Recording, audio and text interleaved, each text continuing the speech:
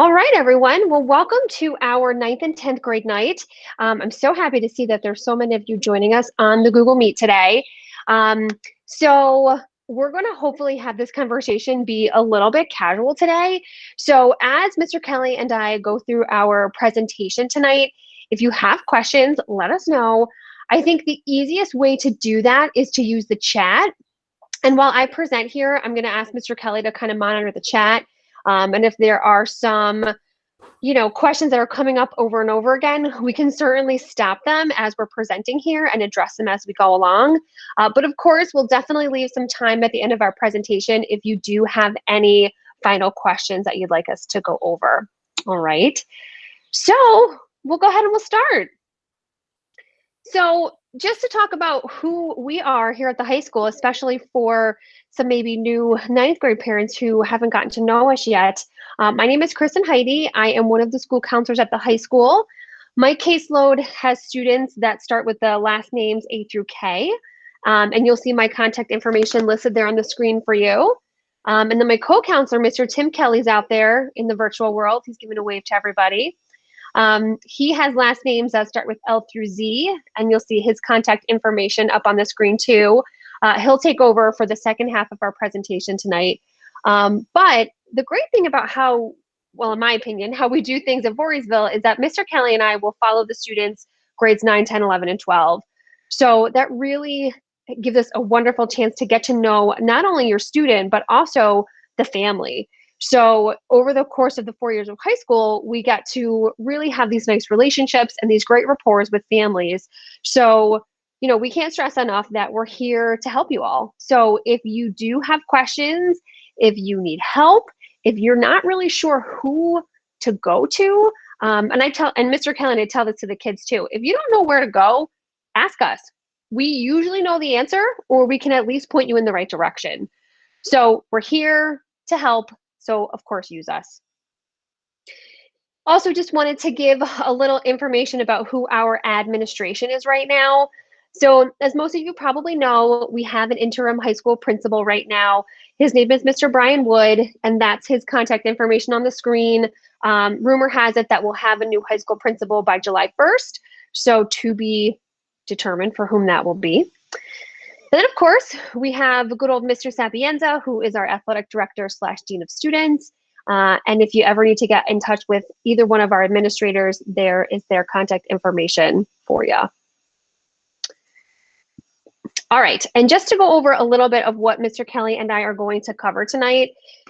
So we're definitely going to talk a little bit about graduation requirements, and I have no doubt that there's some questions out there, especially with regards to Regents exams. So hopefully we will make it crystal clear, because believe me, we get it. This is confusing. After that, we're going to talk a little bit about college preparation, what kinds of things students can do during the high school years to get themselves ready academically and ready for the college application process. And then finally, we'll touch a little bit about the NCAA Eligibility Center and how that impacts playing sports at the college level. And just to talk about a little bit about what the high school counselors do from grades 9 through 12, what we have up here is just really a snapshot of the different activities that we specifically target to the different grade levels. But as it says at the top, keep in mind that the counselors here at the high school, we provide kids with all sorts of counseling. Your typical academic counseling, where we're helping students choose courses. We're also helping kids that might need some extra help in their current classes or organizational help. We help them with careers, different career research, college research, and any crises that might come up. So I know this year has been a little bit unique as far as kids having access to us, just simply due to the hybrid model that we're on. But really, we're here for students and families. So we're kind of here in all these different kind of roles here. And just to really briefly touch upon what specifically we do at the grade levels. So in the beginning of the school year, Mr. Kelly and I had individual meetings with all of our ninth graders to get to know them. So like I said before, we're going to be with your students all through high school. So we want to get to know them. The more we know them, the better we are to help them. We're also planning to do some kind of a career exploration activity with the ninth graders. Mr. Kelly, is that next week? Has that been confirmed?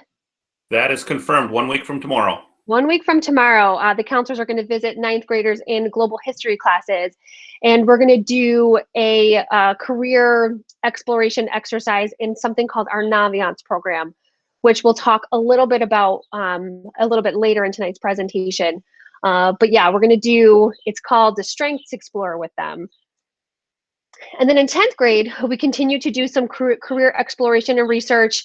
Mr. Kelly and I visit students typically in their health classes to do another Naviance activity with students. And then in 11th grade, we definitely target more college search and other post-secondary options. We again will visit classes and do some more Naviance activities with students, again, to talk more specifically about their post-high school plans. And then in senior year, especially in the fall, typically seniors are spending a lot of time with their counselor, going through the college application process, financial aid process, scholarships, or any other employment, military, or other post-secondary options that they're pursuing. Okay, so here we are. Let's get into the meat of tonight's presentation. So I am going to go over graduation requirements first. And how I like to think about this is in sort of two different categories. The state requires that students have a certain number of credits to graduate, and then they also have a certain amount of Regents exams to graduate. So there's kind of two sides to this graduation requirement coin, if you will.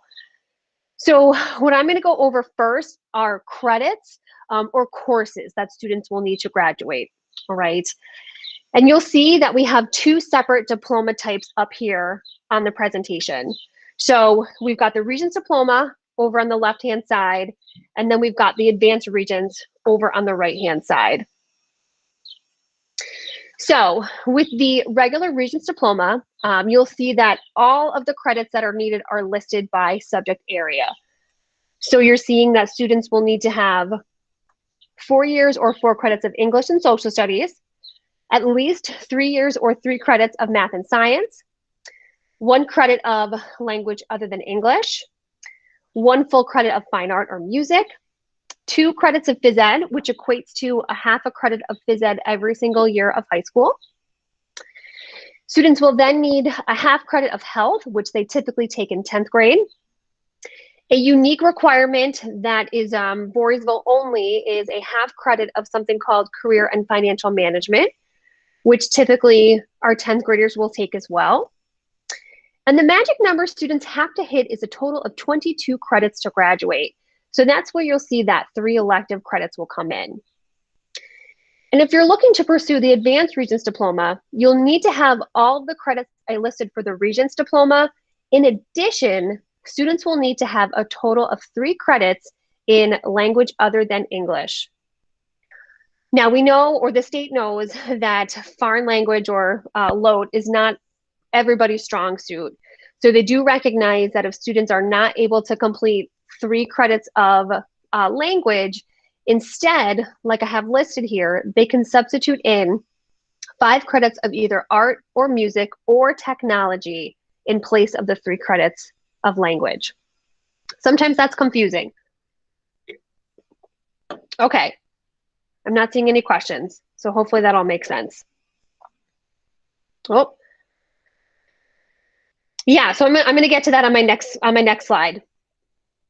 Okay, this at least goes over credits. So let's talk about Regents exams, because of course this is the hot topic, isn't it? Okay. So first, I'm going to talk about the requirements like the world is normal. So typically, students for the regular Regents diploma will need to have a minimum of 5 Regents exams to graduate from high school. Of those 5 exams, there have to be 4 exams in each one of the core disciplines. So you need to have 1 exam in English, which will come in 11th grade, 1 exam in social studies, which typically comes in 10th grade after Global 2. You'll need 1 math exam, which that one definitely could vary as far as when that first math exam could happen. It's usually algebra. And also one exam in science. That typically could come after earth science. Okay. So in addition to those 4 exams, you will then need one more additional Regents exam in any of the other disciplines. So what I mean by that is a second exam in something like social studies, math, or science. And that will hit your 5 minimum required exams for your Regents diploma. Traditionally, our students will use the second social studies exam towards their 5 required Regents exams for the regular Regents diploma. Let me go over the exam requirements for the advanced Regents diploma, and then I'll talk about the exemptions. Okay, so I know this slide looks overwhelming, but really I want you guys to focus on the first pathway. Okay, so for the advanced Regents diploma, students will need to have a total of 8 exams passed in order to get that diploma, in addition to the credits I talked about on the first slide. So you will need to have those 5 exams that I've mentioned on the first slide. So an exam in English, 1 in social studies, 1 in math, 1 in science. Okay. In addition to that, students will also need another exam in history. So you're seeing that on my number 1 there, I've got global history and then US history listed. They'll need 3 total exams in math. So algebra 1, geometry, and algebra 2. And then after that, they will need 2 science exams. So that can be a combination of earth science, biology, or chemistry or physics. Okay, just 2 of those 4 sciences I mentioned.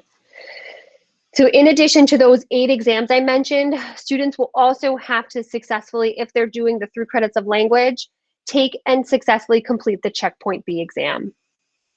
Okay, so a couple years ago, the state decided that not everybody is appropriate for that first traditional pathway that I mentioned. So there are other combinations of exams that students can go down a different pathway to get their advanced Regents diploma. But by and far, if I'm thinking about this year's current seniors who are getting the advanced Regents diploma, 100% of them are doing that first traditional pathway. Okay. So so they have to be in each of the separate subject areas. So it has to be either 5 credits of technology, 5 credits of art, 5 credits of music. The only place you can combine is a fine arts sequence or 5 credits in art and music. Okay, so let's talk about the exemptions. So as most of you probably know, New York State has canceled all exams this year except ELA, algebra, earth science, and what am I missing, Mr. Kelly? Earth science, algebra, Biology. ELA. Oh, thank you, and living environment biology. So those 4 exams are happening, okay? But this year it is up to you and your student whether or not you'd like them to come take the exam, okay? So for students choosing not to take the exam, they can have an E for exemption on their transcript in lieu of a score for the exam.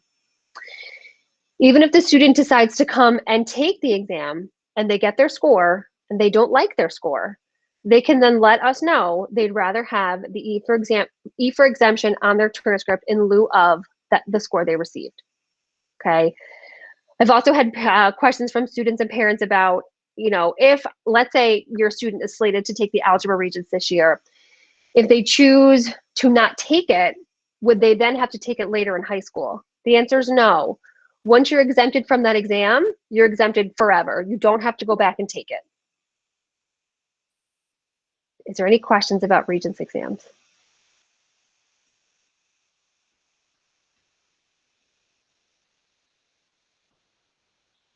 Okay. Mr. Kelly, did I miss anything? No, you didn't miss anything, but I just want to point out that students are exempt from exams this year as long as they're passing the class. Oh, thank you. Yes. Should a student Excellent point. be failing the class, they don't get the benefit of the exemption. Yes, absolutely. Your student has to pass the course and earn the credit in the class to be able to receive that exemption from the exam. Okay. If for whatever reason the student does not pass the class and they do go to summer school and pass the class in summer school, they will then get the exemption for that exam associated with the class. Okay. I've had some students ask me, will it look bad or will it look, negative on my transcript if I have an exemption, if I don't have a Regents exam score on my transcript? My answer to that has been no. I mean, the whole country is still facing this global pandemic that we're in, and I think it's totally understandable that some families may not feel comfortable or not want their student to take a Regents exam, so it's not going to be held against them. There's the Regents exam score is not factored into your student's overall average, so that's not going to impact your final course average. As far as like a pro as to why you should come take the exam, I think for some students they would like to have the practice of sitting for a standardized test, especially as like a sophomore. If you were exempted last year from Regents exams, and next year as a junior, let's say you're slated to take the ELA, the Algebra 2 chemistry exams and US history, and that's the first time you're ever taking a Regents, and maybe tests scare you a little bit. Maybe you want to come and take an exam just to practice when the stakes are really low. We did have a couple questions, Miss Heidi. One, if you could fill out that form that Mr. Wood sent in an SNN a couple weeks ago, that would be nice. If your student is not going to take one of the exams. And then there was a question if a student gets a 67 on the Regents and is passing the class. I'm not sure if I'm understanding that, but it doesn't matter what your student scores on the Regents exam. The student must be passing the class in order to get that exemption. So I'm not sure who asked that, but if you wanted to pipe in, if you want to unmute and pipe in, we can maybe answer that better for you. Yes. So if you get a 67 on the test and then say, I'd rather have the E there instead of the 67, yes, you can choose to do that. And I believe that Google form Mr. Wood sent out, that is an opt-out form. So if you don't fill that out, we're assuming you're coming to take them. Okay, I'm going to press on. Okay, so I'm totally going to kind of switch gears here, and I want to talk a little bit about some course highlights we have at the high school and just some unique experiences that we're able to give our students. So in 11th and 12th grade, our students have an opportunity to attend half of their day off campus at one of our BOCES locations. And I didn't put this on here, but I should have, because we actually send our kids to at least 3 different locations. So the first one I have listed here is the Albany Career and Technical Education Center. That's what that CTE stands for. And like I said, it's a half-day program where students can go learn different skills. And a lot of these programs, students are earning certificates, college credits in a particular skill set, and they're very attractive and employable right after graduation. The Albany CTE Center has different career choices like welding, cosmetology, electrical trades, building trades, culinary, so a whole range of skill sets. The Center for Advanced Technology is a newer building at the Mahonison campus, which is also a half-day program. And there I have listed the particular courses that are specific to their campus. It's a newer building, so they definitely have some newer, more interesting career fields that they're offering there. And we actually also send our students to the Schoharie BOCES too, where at least the students that we have this year, are going for residential construction machinery. And when students are a senior, they could have an opportunity to attend something called the New Visions Health Career Programs, which is through BOCES, but it's housed at St. Peter's. And students can spend, it's more like 2/3 of a day over at the St. Peter's campus, where they are actually observing rounds and having experience with nurses and doctors. And also earning high school credits and college credits while they're doing that program too. So a lot of cool things, a lot of cool programs that we're able to offer to our students. And just to talk a little bit about some course highlights here, So distance learning, and it's funny because this used to be a little bit foreign to everybody, but now it's like the way we are. So distance learning, what this program is this is a way that we can receive different courses that we're not able to offer at the high school. So in this model, we are actually receiving in real time lessons from a teacher in a school from another school district. So for example, next school year, we're going to try to offer things like sign language, criminal justice, and computer science through our distance learning program, because those are just classes we're not able to offer at the high school. We also have some courses that fall into the PLTW, and that stands for Project Lead the Way. And if you are a ninth grader and you're taking IED or the Intro to Engineering Design, that's one of our Project Lead the Way classes. And we offer 3 classes in this series that are engineering focused courses. So the 3 we offer are Intro to Engineering, Principles of Engineering, and something called Digital Electronics. And each of those 3 classes, you could potentially get college credits through Rochester Institute of Technology for taking those classes and doing well enough in them. We also participate in CHS classes, which stands for College in the High School.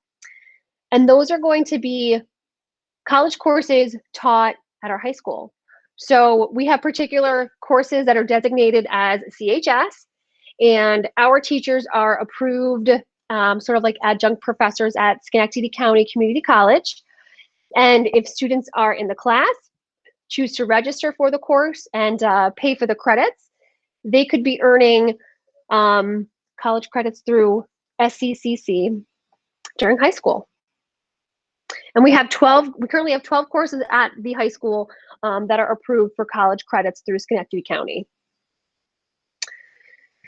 We also offer a number of AP and honors classes. We have 12 AP classes, 3 honors classes. The AP stands for Advanced Placement, and that is also a college level course taught in the high school. With an AP class, there is an AP exam that's going to be associated with that. And Mr. Kelly just finished those up this week, actually. And with that AP exam that students take, depending on how they score, they could also potentially get college credits for taking that AP exam. The AP exam is scored on a scale from 1 to 5. 5 would be the perfect score that students can get. And just depending on the college would depend on what score they would require to give students credit for that class. So, you know, there's definitely a lot of opportunity for students in our high school to not only get unique different experiences, but also really get some good rigor as well. So working on college prep, working on like employment prep too, and really having plenty of opportunity to earn college credits while still in high school. All right, Mr. Kelly, I think this is where you take over. I think so. Good job, Miss Heidi. All right, so on your screen, and I'm sure it's very small for many of you, this is a copy of what a high school transcript looks like for a student who graduated from Voorheesville last year. This was a very good student. This student had over a 95 average. What you're seeing here is final. You know, this is after he or she has graduated. That's what it looks like. When you, the student, are applying to college, the senior year grades will not be on there. You will see the courses that you're taking as a senior, but we don't update the transcript until courses are finished. So applying to college early, middle of June or senior year, grades 9, 10, and 11 results will be there. Grade 12 will just have your courses. That means when you're applying to college, there's a lot of weight on how you did in 10th grade. There's even more on how you did in 11th grade, because colleges really aren't able to see how you finished up 12th grade. It's still important and they will check on it, but you know, if you need a little extra motivation for next year or finishing up this year, you know, that's what colleges are making their decisions on. What you're not going to see on the transcript are SAT scores, ACT scores, PSAT, PACT, AP scores. Those are not on there. Activities are not on there.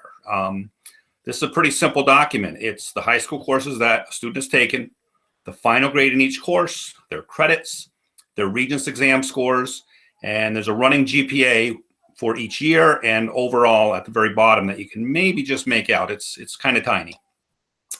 So we send this to any college a student applies to. We also send something called the school profile, which we don't have here to show you, but the school profile tells the college about our high school. You know, how many AP classes we have, how many honors classes we have. So it's a good bit of information that a college uses when they're evaluating applicants. Okay, so hopefully the students here are here to maybe get an idea of what we're advising. Take a challenging curriculum. That doesn't mean necessarily taking every AP class that we have. It means challenge yourself. Don't overdo it. You know, there's no sense in taking 7 AP classes in 1 year and having your grade point average go down by 10 points. You know, if you can handle an AP course, great. If you can handle 3 AP courses, great. Do what you can to challenge yourself, work hard to do the best that you can. Get involved, sports, clubs, volunteering, having a job. But that doesn't mean get involved in everything. You know, colleges are not impressed by a student who has 25 clubs that they're part of. That's more of a shotgun approach to things. And what they would rather see is a commitment. They'd love to see you be in Key Club for 4 years or be in the drama club since 6th grade. They'd love to see you start taking on leadership roles as you get older. 2 or 3 things that you really have shown a great commitment to is better than just doing 15 things superficially. It really is. I've heard colleges say that they're looking for a well-rounded class. They want to bring in a class of freshmen that is well-rounded. That does not mean they want well-rounded kids. Not that they don't, but what they're looking for is they're looking for their athletes. They're looking for their musicians. They're looking for kids who volunteer. They're looking for kids who are in the theater, so that their incoming freshman class fills all of their needs. Okay, so find some things you like. Try a couple things out. Stick with the ones you like, and just really show a commitment to it. And that could be a job. Nothing says it has to be a school-related activity. I think colleges are very impressed with a high school student who works at the supermarket for 20 hours a week and has been doing that for 2 or 3 years. Going on college visits. It's really for this group that's attending tonight's presentation, it's not too early to start. You may be planning a vacation for the first time in a year and a half. If it's somewhere that, is a reasonable distance for your family, maybe you want to find a college that you can drive through. Maybe if you like it, you return and you schedule an actual tour. It's not hard to find out how to set up a real formal visit. You just go to a college's website. They want you on their campus. It'll take 2 or 3 clicks before you can see something that says visit us or register for a visit. Okay, so not too early to start thinking about and even start visiting colleges. All right, we've listed a couple things that are interesting academic-oriented summer experiences. That doesn't mean we're recommending those. Some students will want to do these. Other students will want nothing to do with academics. They need a break for a couple months. That's totally fine. If you're interested in pursuing something in the summer like this, these types of things are out there, and some of them are very local. So this is just an example. Again, having a summer job, volunteering in the summer, to me, those are also impressive things. Okay. We talk about using your downtime in the summer. Again, it's not all about school. We do want you to have a little bit of fun.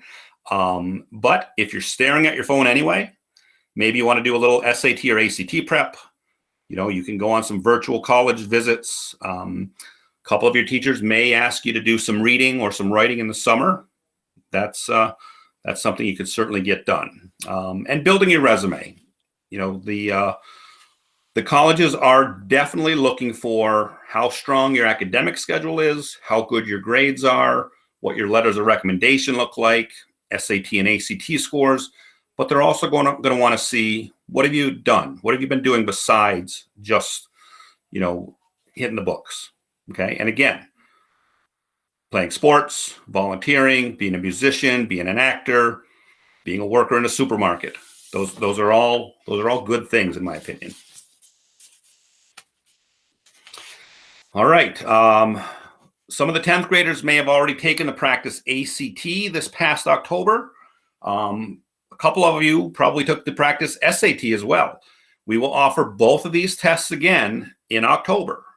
Practice SAT and practice ACT. We will give these at Voorheesville High School on a Saturday in October, and 10th and 11th graders are welcome. They're invited. We will push the practice ACT for the 10th graders. We will push the PSAT towards the 11th graders, but if you wanted to take both, you certainly can.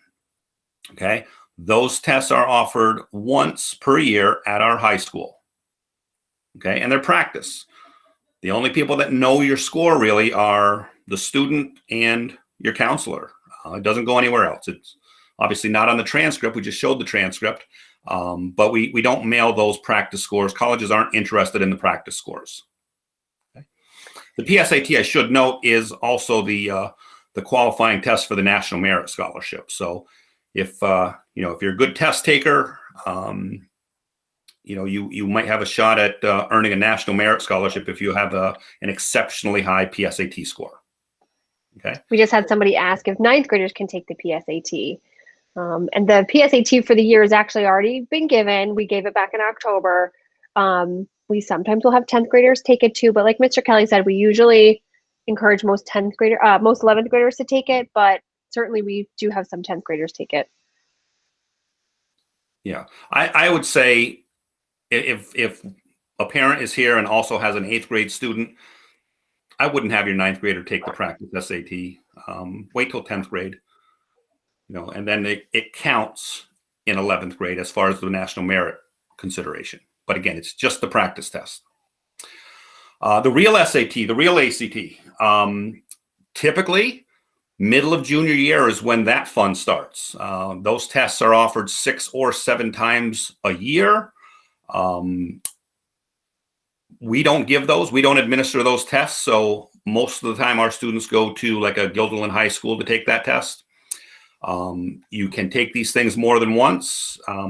Both tests, SAT, ACT, they do something called super scoring, where they can combine parts if you take it multiple times so that you have your best score to show a college. So those are some fun things that you'll hear more about as the time gets closer, for sure. And AP exams. Some of the students on this meet just took a WAP, the World History AP exam, not too long ago. That's the first one we typically give. We actually also had a couple younger students take a music theory AP exam. But for the most part, the APs that we give are taken by 11th and 12th graders. And we have a lot of them. We have AP US History, Micro and macroeconomics are rolled into one for 12th grade social studies. Psychology is an elective. That's an AP class. We have English literature and English language. We have biology, chemistry, and physics. We have calculus, statistics, and like I said, music theory and world history. Kind of some breaking news. The 10th graders that may have signed up for the block, the AP English and the AP US History, and the 10th graders that signed up for English 11 Honors. This affects you guys. We will not be offering AP English Language next year. We will be offering AP English Literature to 11th graders and to 12th graders next year. We're going to kind of change the block up a little bit. So the block next year will be AP English Literature and AP US History.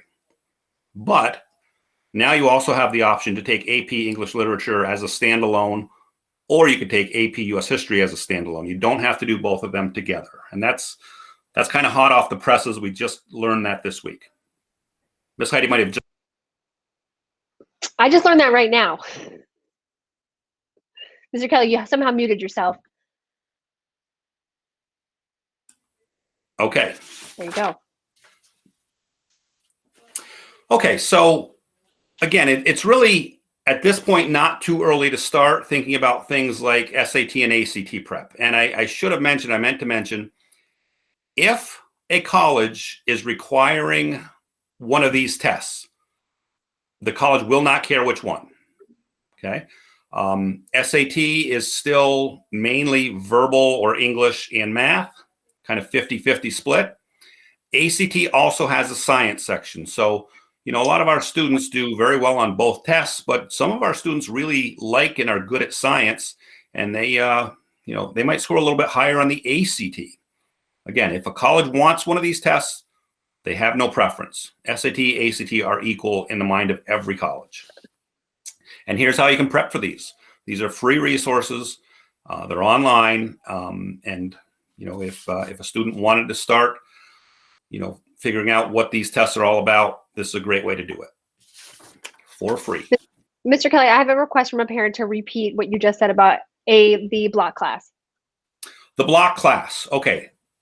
When we asked the current 10th graders what they wanted to take next year for English and history, they had some choices. One of the choices was a block class. And this is something we've done in Voorheesville for a number of years, where we have an AP English class and an AP history class combined for 2 periods, team taught by 2 teachers.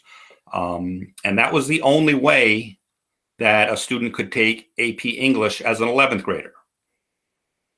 We're changing things up next year. We are offering a different AP English class to juniors. This is the one we used to offer to seniors. We're still offering it to seniors for 1 year, but starting next year, we're offering the AP Literature class to 11th graders. And if they want to take the block, they'll take that with AP US History. If they just want one of those APs, that is now allowed, where it wasn't the case. You couldn't take AP English last week without taking AP US History as an 11th grader. And Mr. Kelly, can you clarify, does English 11 Honors still exist? It does not. That will not be offered next year, and probably for the foreseeable future. And for what? So what if a student signed up for English 11 Honors? Well, the English, I've asked the English department to speak with their classes before this week is over. So if they want to make a change, they just let us know. But we may assume that the students who signed up for English 11 Honors might want to take AP English Literature. But either the current English teacher or Miss Heidi or I will be reaching out to those students. Thank you. Okay, so Miss Heidi promised that we talk about the NCAA. That's the National Collegiate Athletic Association. Sports are a big part of the decision-making process for a lot of students. We don't have a lot of students in Voorheesville that are able to get an athletic scholarship. Division III colleges do not offer athletic scholarship money. Only Division I and some Division II schools do that. And Division II is quite small in most sports. So we'll talk D1 or D3. If you're planning on going to Division I and you're a 10th grader, hopefully colleges have already found you. They already know about you. Coaches have already made contact with you. If not, well, you could still play college sports, but there's a very good chance it could be at the Division III level. And there's nothing wrong with that. That's still a very high level of competition. The NCAA Eligibility Center is for students that are offered an academic scholarship. Again, Division I or Division II, the elite athlete. And the NCAA is making sure that that elite athlete is also a real student, that they've taken a minimum number of real courses. Okay. This does cost something to get cleared by the clearinghouse, but it does not give you any advantage for getting recruited. So I think it costs like $80 or $90 to register. I would say do not pay for this yet. There's no reason to pay for this unless you are actually getting recruited by one of these schools. Okay. How do you get recruited? Well, if you're not already, you should probably have some type of highlight video. You should be assertive, proactive. You should reach out to coaches, make contact with them. Okay. Coaches, I think, have had a very difficult time recruiting because so many things were shut down for the past year. I think they'd appreciate a nice highlight video, 3-4 minutes long of your best performances.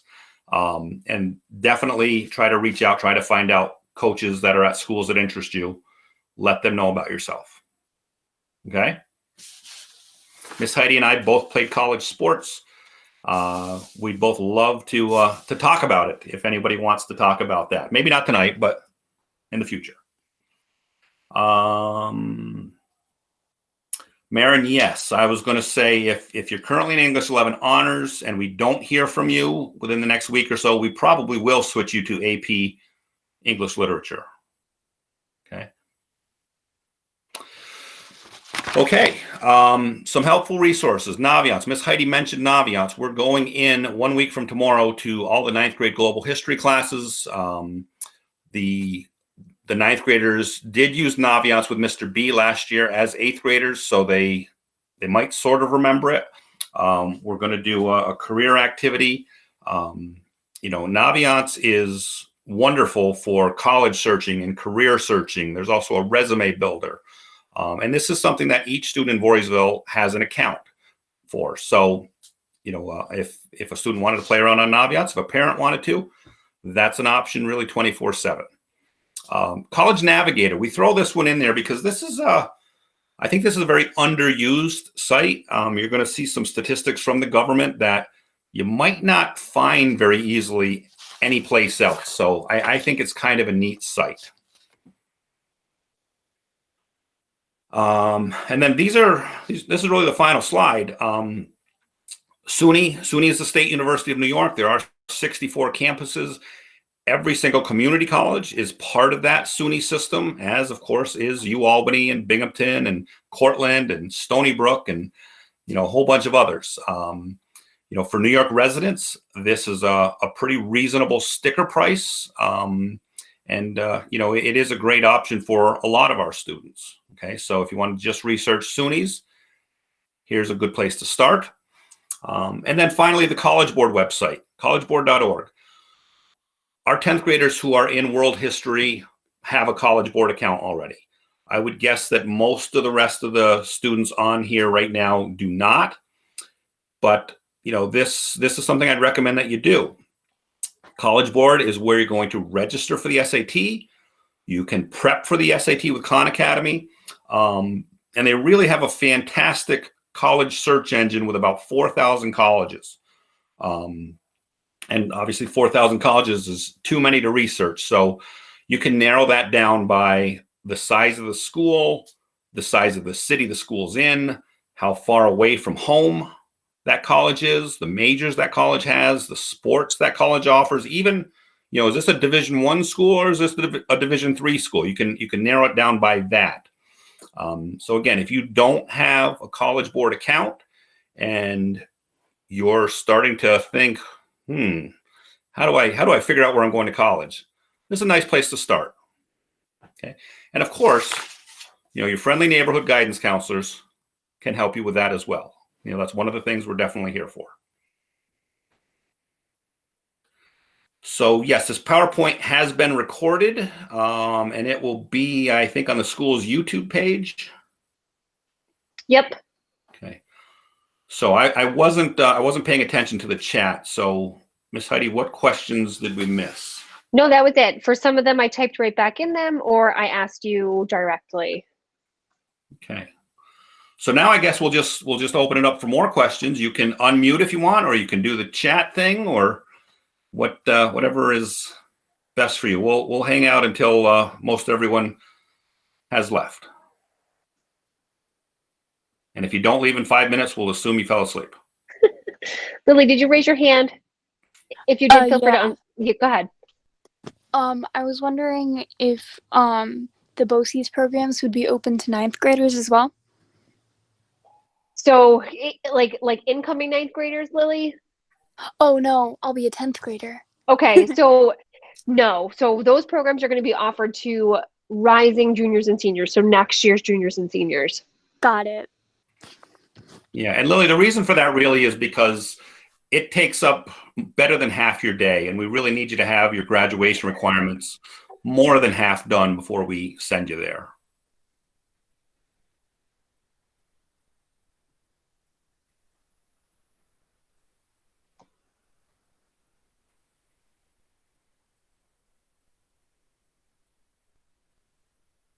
Yeah, if you don't have any questions, feel free to leave. Peace out.